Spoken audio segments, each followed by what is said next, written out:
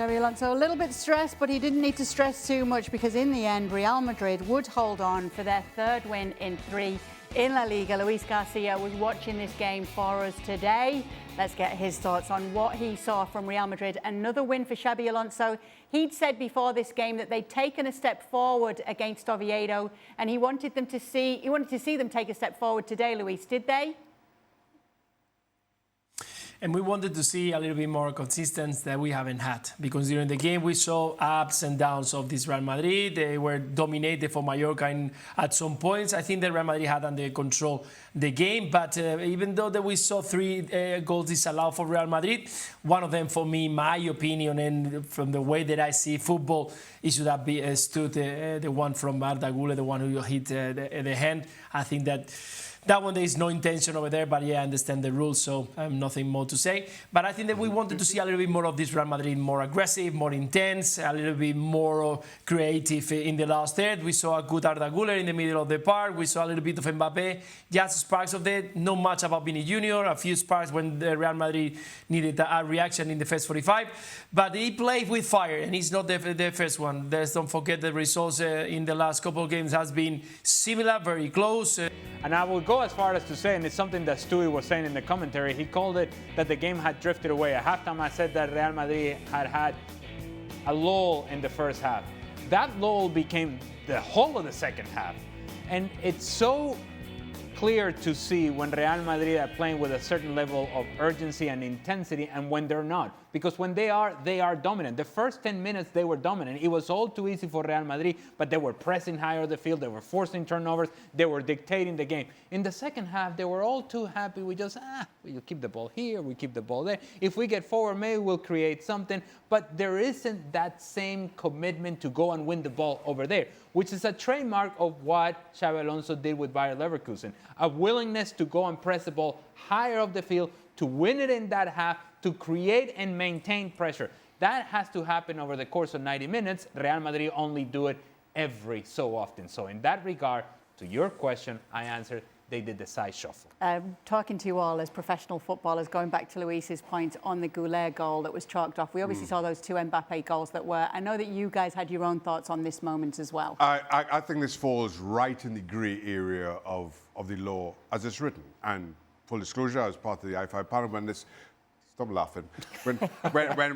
When this first came up, and now the thinking was you didn't want a goal to be scored, even with an unintentional handball. But here, the ball does hit Arda Güler unintentionally, and now the discussion then becomes, as he's the goal scorer, is that the same phase of play?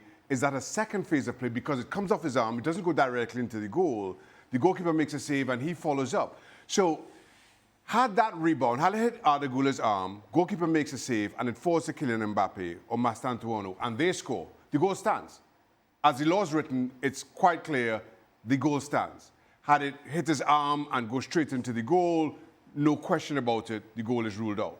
But because the goalkeeper makes a save, now it falls into a grey area that I think is down to the referee's interpretation. I don't have a complaint about whatever's given. You know what's interesting, Shaq, and this whole handball situation?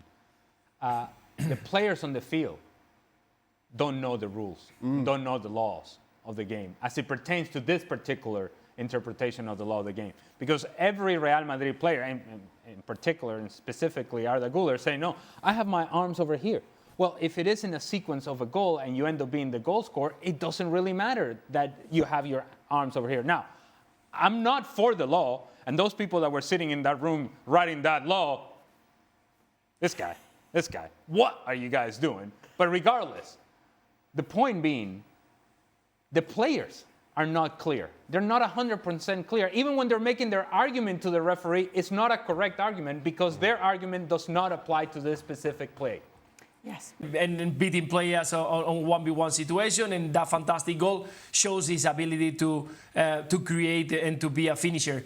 But after that, we saw a very, very great Vini Jr. We didn't see him once again aggressive going forward. We didn't see him getting the ball or that intensity trying to regain the ball. I think that's what Xabi Alonso is more looking for, to that line of 3 players up front who have the option to run, to battle, to regain the ball, or at least put pressure. We saw a lot of Mallorca players having the chance of turning around and looking to your goal, and that's when you have a problem. And I think Vini Jr. was lacking on that intensity. So in the end, I think it was overall a decent game for Vini Jr. because he scored a goal and he had a few options, but I don't think that is the best of Vini Jr. what we've seen so far. Ale?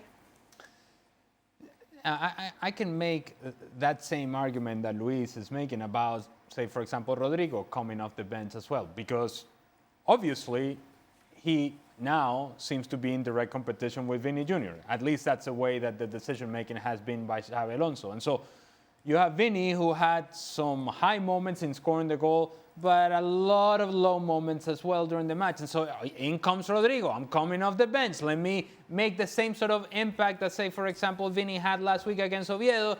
And it's just a whole lot of not quite there. Now, I'm talking about Vini. I'm talking about Rodrigo. I can utilize that same description about many players on the field, like not quite there. The whole of the midfield for Real Madrid, not quite there just yet. The one player that I think has been consistently dynamic in the 3 matches and consistently a threat has been Kylian Mbappe. But what he has to be careful with is that he doesn't fall to the level of what the other players have been so far, that he maintains his level, because what happens is when the team is lacking energy and intensity and urgency, he tends to come down to, let's knock the ball here. And this 5-yard pass is when he's most dangerous, when he's running behind, as he was over the course of the first 45 minutes.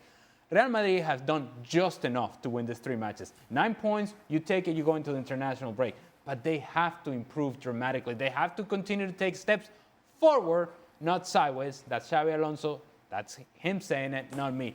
This was not a step forward today. Not today, but still it is 3 wins from 3 for Xabi Alonso, and so they go into the international break knowing that they have had full marks. Luis Garcia, thank you so much for being with us. ¿Qué te ha parecido la aportación de Vini como titular y qué te ha parecido Rodrigo como revulsivo? Sí, ha tenido buena aportación. Creo que ha sido un mejor partido que el de Osasuna aquí en casa. Y ese gol ha sido importante, el ponernos por delante. Y luego la entrada de Rodrigo también. Yo creo que los 3 cambios nos han dado un aplomo, porque en ese momento estábamos perdiendo un poquito el control del partido. Y tanto Dani, los 2 Danis como Rodrigo han entrado bien, y necesitamos eso, ¿no? Que la gente esté preparada para aportar, pero bueno, contento con el partido de Vini. Además sigue marcando, que es muy importante, y luego Rodrigo también ha tenido buenos minutos. Alex Kirkland back with us outside the Bernabeu, has been at the game today and in the press conference in the mix zone too. What can you tell us from after the game, Alex? Yeah, Xabi Alonso, as you heard there, was pretty positive about the team. He said they've done a lot of things well. There are still things to improve, but I think at this stage, with the very, very brief pre-season they had, and Xabi made allusion to that as well in that press conference, to go into this international break with 3 wins out of 3 maximum points is pretty good. He said right now, in a way, he feels that the break comes at the wrong time. He'd like to stay with this group of players, stay with his team and keep working with them, because he feels like they're making real progress. I think there was lots of positives, lots of good news from this performance.